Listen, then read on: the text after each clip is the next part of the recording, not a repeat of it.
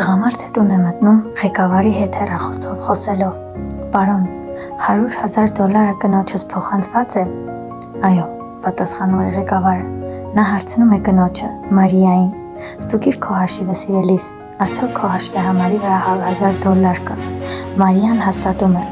«Դու մեքենա ու iPhone էիր, չէ՞ ուզում, գնիր այն, իսկ մնացածով գնումներ կանես, ինչ որ ցանկանաս»։ Երբ կնոջը թվում է ամուսինն անընդհատ աշխատում է եւ իրեն ուշադրություն չի դարձնում, նա բողոքում է.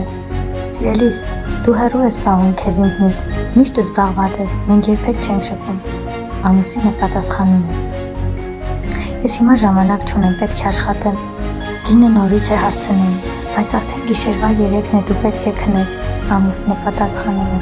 «Դու կարող ես քնել, բայց ես չեմ կարող քնել»։ Հիշում ես, անցած շաբաթ էր, որ ես գործից հոգնած տուն եկա եւ խնդրեցի քեզ, որպեսզի դու մի բաժակ ջուր բերես, իսկ դու ասացիր.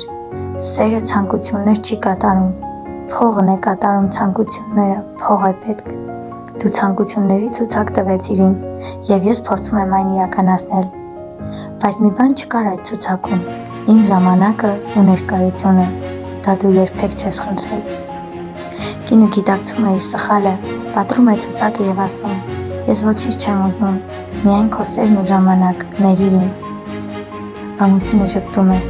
«Երջանիկ կինը նա է, ով սիրված է, ոչ թե պարզապես ապահովված»։ Գումարը կարող է ապահովել հարմարավետություն, բայց ոչ անպայման երջանկություն։ Ճիշտ չէ, որ գումարը բերում է երջանկություն, որովհետև իրական երջանկությունը չի վաճառվում խանութում, այն ծնվում է հոգու խաղաղությունից, սիրող մարդկանց ներկայությունից ու այն պահերից, որոնք չեն կշռվում դրամով։ Գումարը կարող է գնել անկողին, բայց ոչ խաղաղ քուն, կարող է գնել ժամացույց, բայց ոչ ժամանակ, կարող է գնել գեղեցիկ նվերներ, բայց ոչ անկեղծ սեր։ Իսկ երբ մարդուն պակասում են հենց սրանք, ինչու պիտի նա երջանիկ զգա միայն գումար ունենալով։ Եղեք իսկապես երջանիկ, ճանաչեք Աստծուն, նրա սերն ու օրհնությունը թող լինի բոլորիդ ընտանիքին։ Բաժանորդագրվիր հետագա ավելի հետաքրքիր եւ մոտիվացնող պատմությունների համար։